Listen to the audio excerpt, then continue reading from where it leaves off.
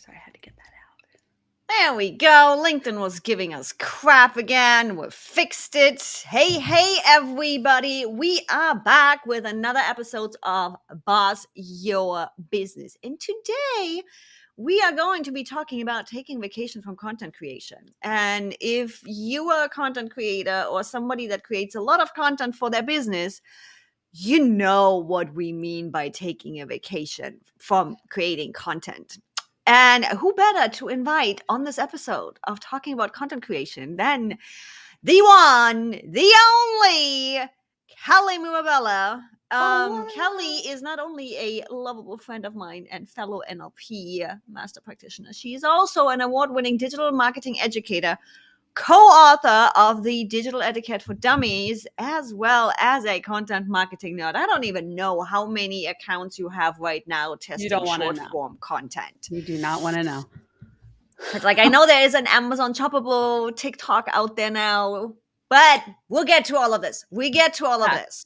You guys already have an idea of the framework of this show. So let's start in the beginning. How did you get here? That's such a loaded question. I know. But this is when the best stories come up. I mean, do you want to know like how I started in digital, or do you want to know how I decided that like creating a system and taking a vacation from my content was a must for my mental health? I think it's actually a combination of both. How did you get up in the whole digital marketing content creation stuff? Okay, well, content creation started about 14 and a half years ago when I So she's about 28. I am. Thank you. I started very young. I was working for a very small home builder in Colorado Springs, and I was what they call an online sales counselor. So essentially, you would get leads from like email or the website, and it was my job to call them and schedule appointments for them to go see houses and stuff. Well, I, as a old millennial who basically was born into the social media world, right? Very early, old school MySpace days, or even before. Those days. I know, right? This is aging me. But I saw, here are these tools that are free. Like, I went to my very old school boss, very brick and mortar homeboy, like old dude. And I was like, hey, let's do social media. These are free. And he didn't get it. Obviously, nobody was doing it back then. Like literally, when I tell you I am a pioneer of this, I am telling you, there was like one other person in the world that was doing this as a trainer, and that was Mari Smith. Like, I go back following Mari way back in time, and who is also 28.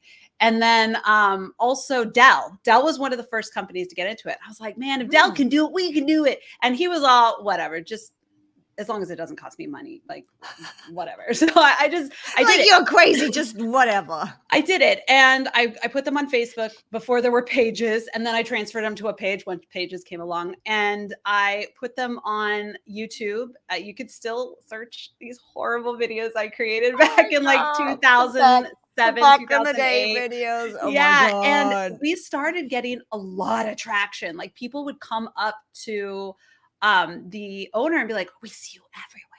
And I'm like, yeah, by design, online, offline, we're everywhere.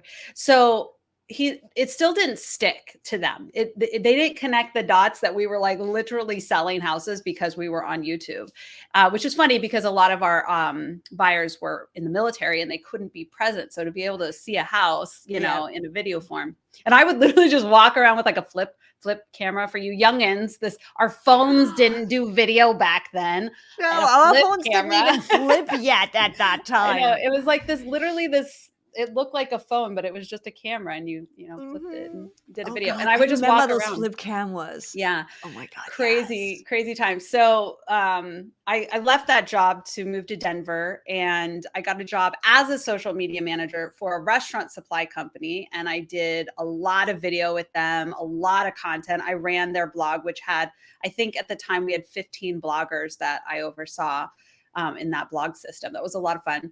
I got laid off from that job and started my own business, Stellar Media Marketing, in 2010. So I've been going 11 years, 9 months, I believe, of where I'm at right now. So And that's she's how still only 28. I still am. Still only 28. That's weird. That would be weird because I have a 9-year-old, but yes. We found the time warp machine. It's true. Let's do the time warp again. So I continue to age myself with my references, but but skip ahead to, so that's like the beginnings of my digital marketing. And because I was a bootstrapping, for those of you who are youngins, you were like, what's a bootstrapper? This is someone who doesn't have any money. And so as someone who didn't have any money, I didn't have investors, the angel investors, that was not a thing when I started my business. I had to do everything myself. And so as a result of that, I taught myself everything. And I've always been a really curious person, and I am a very creative person. I love the arts. I love writing. I love painting and coloring. I'm an adult coloring book person. I can knit, I can crochet. You know, I'm one of those weirdos. So I taught myself how to do all the things. And if I needed it, thankfully the internet exists, and I would teach myself how to do it. And so I became obsessed with content, the idea of how do we create content? How do we create content that stands out? What makes content stand out? And I just started to kind of develop this love for content marketing. So that's kind of how I got into content marketing. So you were already hinting on initially there's a story behind the whole taking a vacation of content creation. Yes. What sparked that? So before we go into the process, because I know you have a process behind all of this and there's systems, guys, we will be getting nerdy here. So I will get you all the answers. Yes. But what was kind of like that trigger that brought the whole, oh my God, I need to take a vacation of this? Yeah. Okay. So it was forced on me. I am known. Everyone who knows me as a high energy. I can do the job of 10 people. Like, this is just how and she does every day. And it's true. And I absolutely can. It's just who I am. My dad is the same way. So for me to take a break, it has to be forced on me. And I'm also a workaholic. So what happened was, about a year ago, in August of last year, my husband was in a position at work where he had to leave. It wasn't that he was being fired or anything. His bosses loved him, but the situation was not going to be good for our family if he stayed. And we didn't see a lot of ways out. Plus, we lived in California at the time. We rented. We couldn't afford to buy a house. And the people who owned our rental wanted to sell. So we're in this very unique situation where we're like, okay, everything's about to change. And we had to make a decision. So unique is quite the word. It was. It was like, bam, decision made, and surprised everyone.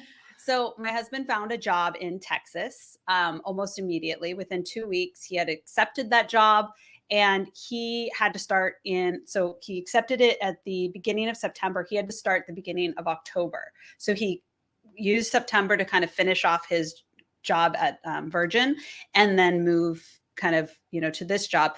So we flew out in October. We bought a house in October. First time I'd ever been to Dallas, Texas area. And we bought a house. It was crazy. And we're in it right now. Welcome to my home. And on top of that, my husband had to work in Texas, but we could not move into our home until the next year in March. that was quite the crazy time right there when all of that was happening. Yes. So my husband was working 2 weeks in Texas, 2 weeks in California, 2 weeks in Texas the whole time. Oh God. And I had my daughters, who I had to, they're young. So I'm the person taking them to school and picking them up and taking them to doctors. And I'm also the person that's organizing our move and getting us ready. And obviously when my husband came back, he was doing the same, but it was very stressful. And if you've ever purchased a home, it's very stressful. So we're going through all this. And then eventually we had to move out of our rental, and we lived with my dad in his little house for a month. And just, it was a stressful time. On top of that, around the same exact time, my husband happened to be out of town. So this was in October.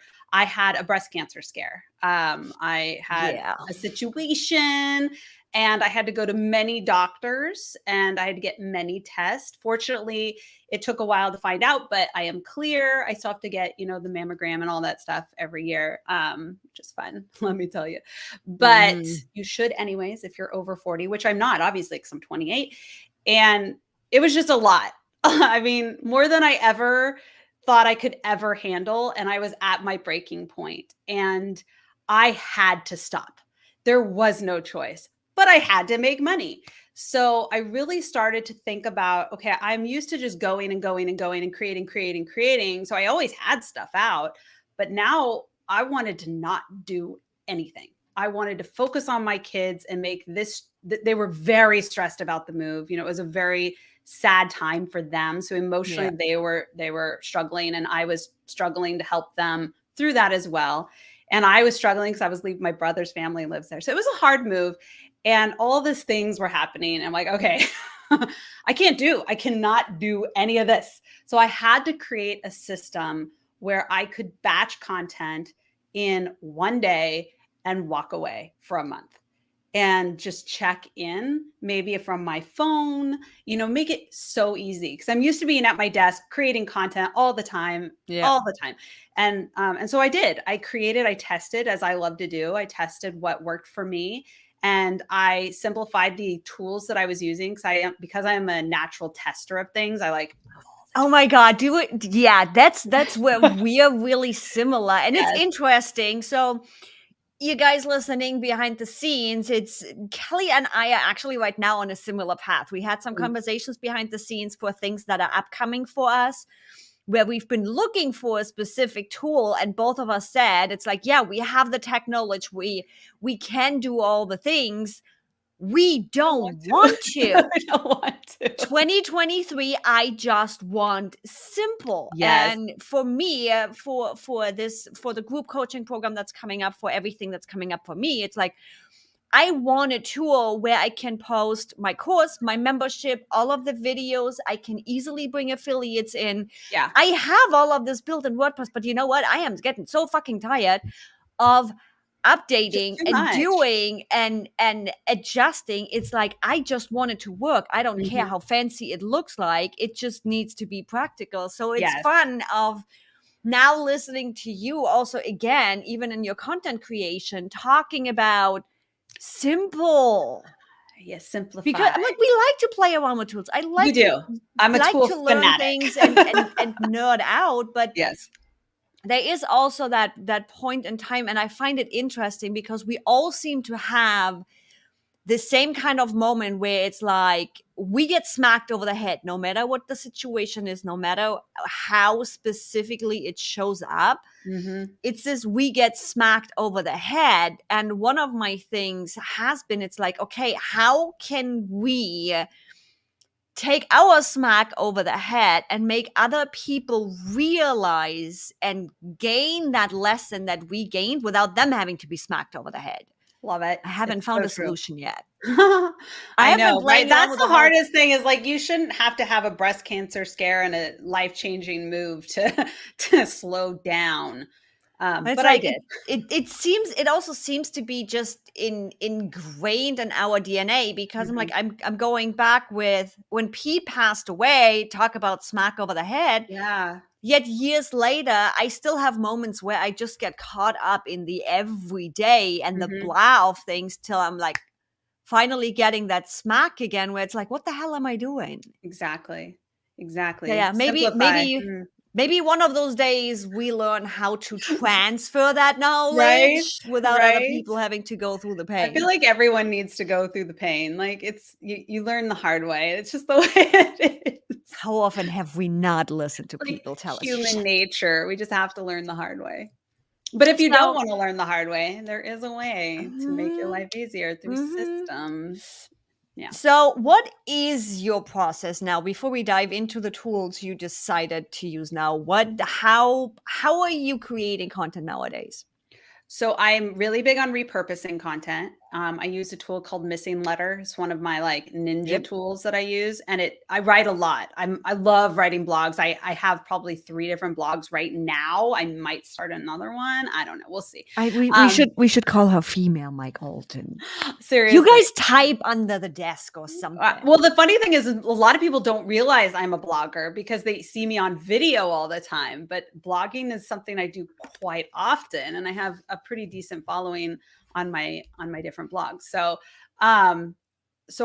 with the blogs, they automatically, the RSS feed goes into Missing Letter, and that's taken care of. So that's going out to all the social networks. I always have content if it's just that alone. Always have content because I create a lot of evergreen blogs. So I have the repurposing done. On top of that, what I like to do is I like to sit down at the beginning of the month, or actually it's usually at the end of the month prior to the month I'm going to be posting for. Yeah. Give myself a couple days, to make sure I just Life happens. Yeah, life happens.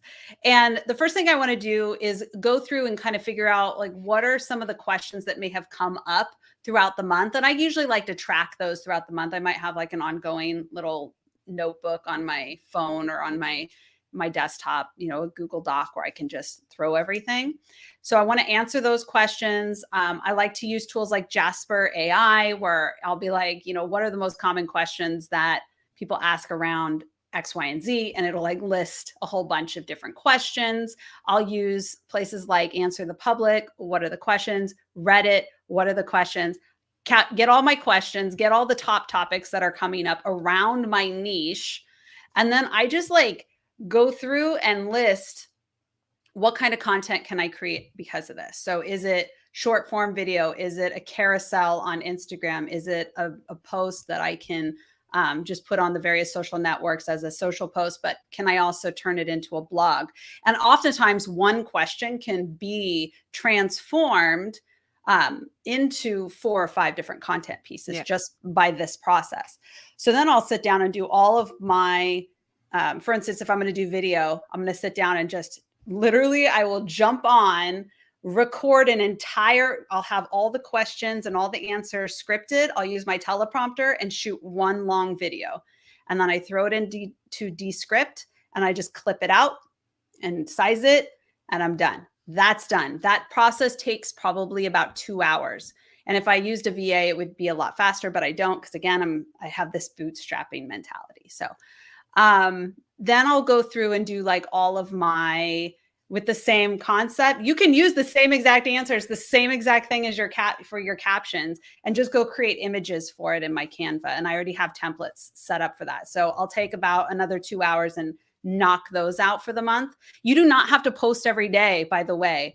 This is like one of those things. I've tested it both ways. I've tested posting every single day, let's say on Instagram, and I've posted every like second or third day on Instagram with a couple reels in there as well.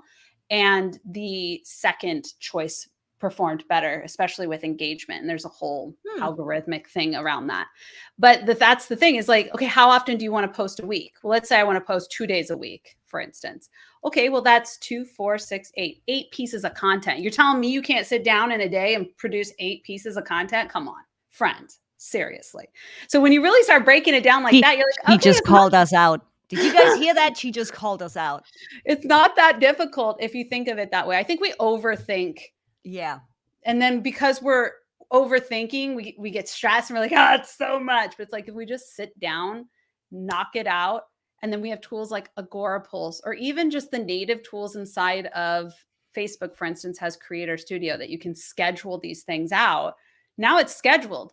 Now I've sat down and within 1 to 2 days, I've created all of my Instagram content. I've created all of my reels, I do TikTok differently. So let's put that to the side, but I've created all my short form video content. And then I also have an ongoing list of different blogs that I can write. And I'll create, maybe 1 blog a week. And that's that. And so in a matter of 1 to 2, maybe 3, if I want to start doing YouTube videos, so you see, not everyone is doing as much content as me. Most people are focusing on just a couple social networks. It would work within 1 day. Then you just schedule it out and you're done. And not only are you done, but you're creating content that answers the questions that people have. and you're showing up consistently, it actually ends up being a better result. Plus, you're planning ahead. So I can look ahead at my calendar and say, oh, I'm going to be promoting this next month. So, how can I sprinkle this stuff in? So, not only can I do straight promotional content, which you want to sprinkle in, but not too heavy, but also the organic content that's not pushy, that's not salesy, that can support what the promotion is. So I'm enticing the right people with that content. And then they're like, oh, look, she's got this program or what have you. So, And the nice thing is also you are staying in your zone of genius. So I always, as my audience knows, my focus right now is YouTube. It is long form content. We are starting to play around with short form content too. And Kelly will have some goodies for you at the end of this. So you better stick around. I have found for me, and my brain works best doing the exact same thing, where it's like I have a running list of ideas going. I now have a specific framework actually for my videos.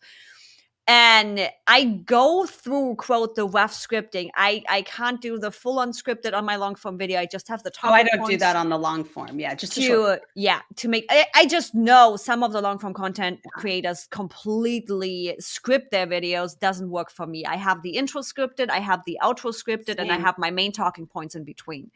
Just to make sure I don't forget about it. And it's like, shit, I just recorded this video and I forgot that one point. One thing. But yeah, I work in a couple different stages. I have my research phase where I'm diving into, okay, what are people looking for on YouTube? What is Google telling me and all of that, which I often do separate because it also gets me down into my rat race of, oh my God, look at all the people and all the fancy videos and all the fun stuff. And I'm like, okay, let's have a drink tonight and come down from this again. This is a separate. It's like, okay, I know this is going to be a drink night and I'm just watching some Hallmark movie in the evening to come off of this comparison stuff again that I do. And then I go into the scripting, but I have the big list running where it's like, okay, here is rough ideas on what I want to talk about. You always have something. And then start my scripting process. And then I have a day where I just crank out my full videos because I spend an hour getting cute. I have my setup. I don't have a widescreen monitor, so I have 2 side screen monitor, which means I need to screw around with my setup to make sure I have my teleprompter, so I'm looking at the camera when I'm reading my notes, all the things, it takes time. Yes. So, and then just jumping in and just recording, but I'm in the mindset. It's like, okay, I am looking at the screen. I am doing the things. I am recording. I'm in it. My phone is on quiet. My clients, I don't care. You're going to talk to me in 3 hours when I'm done.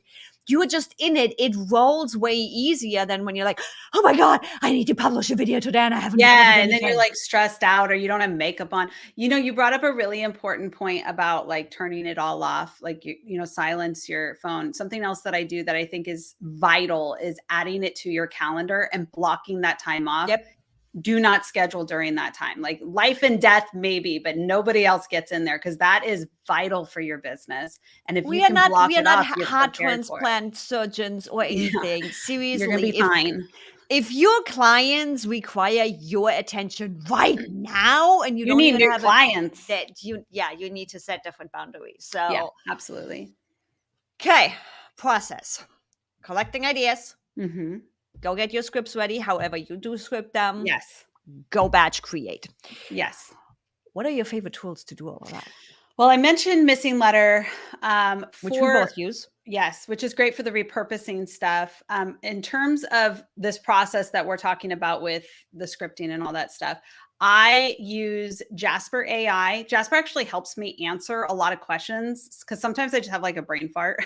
What is it that I want to say here? And I might start a sentence and then I use the artificial intelligence to help me. And then I'll go back and just be like, was he right? Because sometimes Jasper doesn't know what he's talking about. And the thing is I do, because I only talk about things I know on my social, right?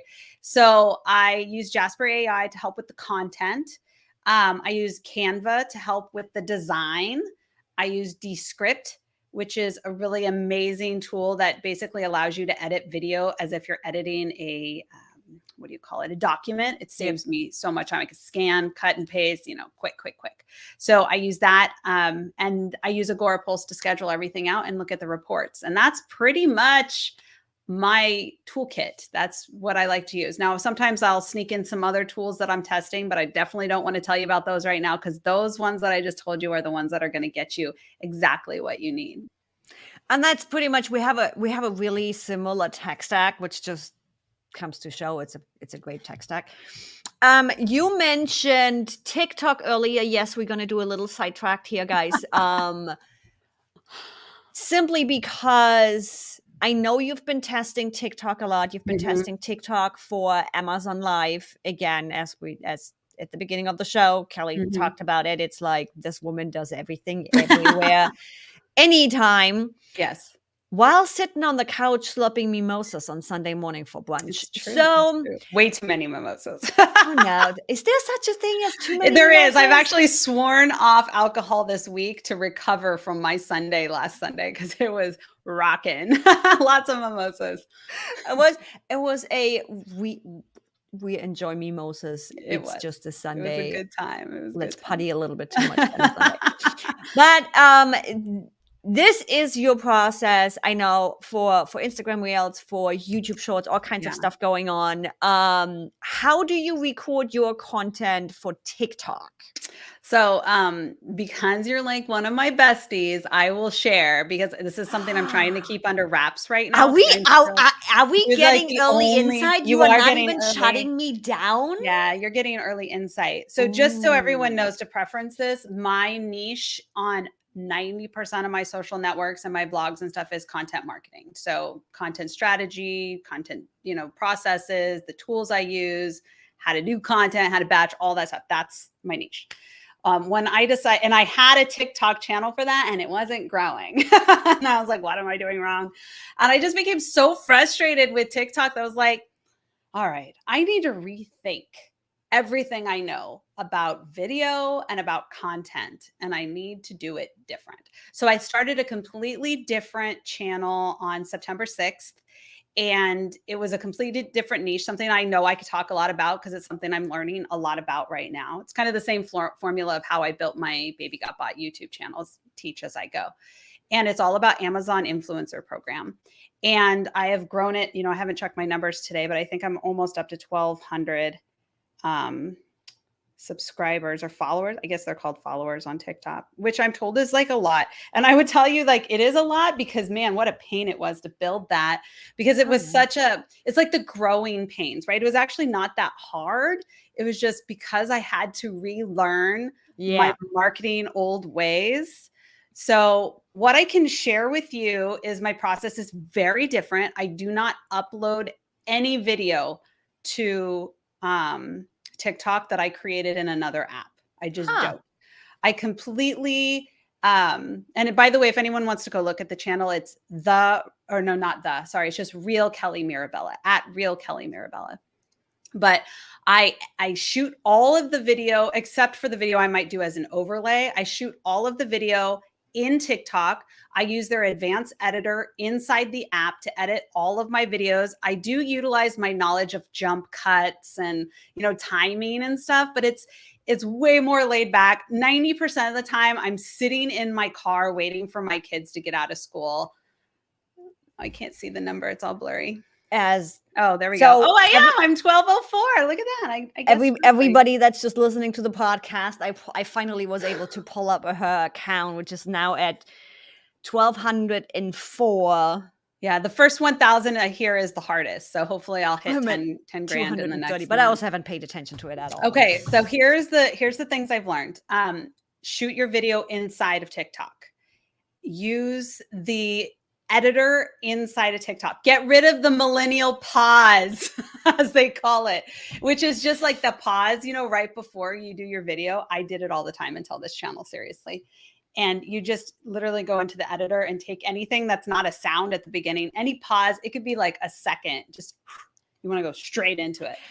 And there is the video editing too that I had learned from movie production. Mhm. There is this habit of us where when we start recording, it's this breath in Yeah. and then you And start then go. talking. I'm Yeah, like, don't do no. that. I mean, you can do it literally. I sometimes will like push pause and I'll wait a second because I know I can edit it out. So I know that I'm not like, hey guys, you know. Other things that I learned is you have to post several times a day. I was posting, and it sounds hard, and at first it is, right? So like 3 to 5 times a day. What I found, Damn. yeah, and it was hard at first because I was like, oh, that seems like so much.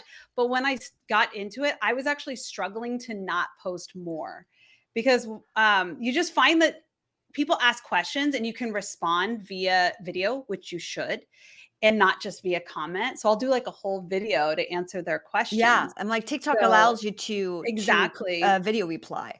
And do it. It's such a great way to do your videos. But when you video reply to reference the question, but start the video and do the video as if that's the topic of the video, not just, does that make sense? Like you're not Yeah. just like, hey, thanks for your question, so and so. No, let's say someone asks like, how do I find out how much I make on Amazon influencer program, right? Then I'm going to start the video. How do you find out how much to make on the Amazon influencer program? I'm going to be answering that question right now. But first, don't forget to follow me because I talk all about, you see how I'm doing that? Like call to action in the front. So and then I might now thanks for this, just like this person was asking, they're wondering and you're probably wondering too, so we want to make sure that it's for everyone and not just the one person you're answering the question. Yeah, and just keep going, try different things. There are some where I go, like a lot of people will be like, oh, keep it at 7 seconds. Most of my videos are over 2 minutes. Most of my most popular videos are over 2 minutes. I'm very verbose. I like to talk. But I experiment with no music in the background, using music. I do not dance. I do not do trends. That is not, I have a strict rule with my friends that if I'm at the club dancing, you are not to record it. I am not going to be on the internet. So I don't do any of that stuff. I stick to what I know. I share and I give, and I have no monetization for this, planned for this. I mean, maybe in the future, but it's strictly value-based. Your name, your username, and your bio, just like any other channel, are searchable. TikTok is going very much in an SEO way, which is when I started to be like, I'm going to test this. And so you now can have, I think, 2,200 words. It just changed. So you don't have to write that much, but use the keywords and use the search function. That's something I learned that has helped me come up with a lot of questions to answer. Is just like go into the search and look at the most liked videos from the past week or the past month and see what people are asking. What I found in my niche for Amazon influencers is it was all Amazon influencers that you initially would think are influencers, right? People who are on like TikTok selling stuff or what have you, real Instagram influencers, very pretty, lots of followers, very shiny stuff. Yeah, but we also have learned that the shiny doesn't necessarily mean you are getting any conversion. Well, none of them were talking about the stuff that actually makes me a lot of money on the Amazon influencer program. So I was like, oh, okay, well, like no one's talking about this. I'm gonna talk about it. I'm gonna be the Amazon influencer for regular folk, not the thousands and thousands and thousands of subscribers. So I just started answering those questions and talking. But yeah, I do like 3 to 5 videos a day. I always have drafts so that if like I have a day like yesterday, I didn't want to post anything. I just do drafts. But if you look at my videos, you'll see that they're not all big productions. It's not like YouTube. Sometimes it's just I put up a sound with a video I did of the sunset, and I'll just put, some writing. One last tip, because I know I'm rambling on about TikTok, and you can apply this to Reels. And it's something that I made the mistake of doing. It's not a mistake on YouTube. It's actually what you're supposed to do is you go through and you answer all the questions around that topic, right? But you want to create questions. You want to leave people, like you want to answer the question, but leave another question lingering because to create that conversation. Yeah. So then they're going to comment. So I'll be like, doing a video like, here's how much, you don't think you can make money in the Amazon program? Here's how much I did it, being lazy. And then all these people are like, how did you do it? Tell me more. And I'm like, there are 4 ways that you could do it. Let's talk about one of them. And then they're like, tell me the other ways, so leave the question lingering, because a lot of the videos you'll create are to answer those questions. Girl, that has been such a struggle of mine, because me, it's like, I think big picture, how does this all connect with each other? And then small, how do you implement it and everything? And I always want to cover everything and make sure all the base. Don't do I'm it. like, stop, Evie. It's like not don't how do you're it. gonna generate a conversation. It's don't get, not that I don't give it all away, but just leave a couple of questions. And that was get something that conversation going. I discovered that at the halfway point, and it just dawned on me. I was like, you know what? I'm like sitting here answering questions. Like, don't give them all of it. Because I know they're going to want to know. They're going to want to ask me. The other thing I will say that was the hardest thing for me, and it's the hardest thing for me on every social network, I know it will be the hardest thing for you, Evie, is you have to stay on topic. You cannot do reels just for fun. You cannot do them if they're off topic. Have a different account for that. Like, that's what I have. I just have a different account. I just like play around on that account and have fun. This account is only Amazon influencer program and things that are associated with that. I will not sit there and say, I'm having when I have a tie a day, I'm not doing any of that on that channel. I'm going to do it on my other channel. No TikTok trends. Thankfully, I'm getting really clear of my target market and who I want to talk to. Right, exactly. She just put baby in the corner. Did you hear that, guys? I did, but only because that was probably the hardest thing for me, is to not talk, because you're so multi-passionate people, and I just had to, and I also had to keep my account secret for I think I kept it secret for 19 days until I hit 1,000. I didn't really want to tell anybody. So once I hit 1,000, I was like, all right, I can start talking about this. But honestly, I don't see 1,000 as that's not the number I have in my mind. There's another number before. I know that 1,000 is not the number you have. There's another number that I want to get. And according to all the TikTokers that I follow, your first 1,000's the hardest. Your next big milestone is 10,000, and it comes pretty quick. Damn. Because think about it. Think about any of the content that you do, like any content.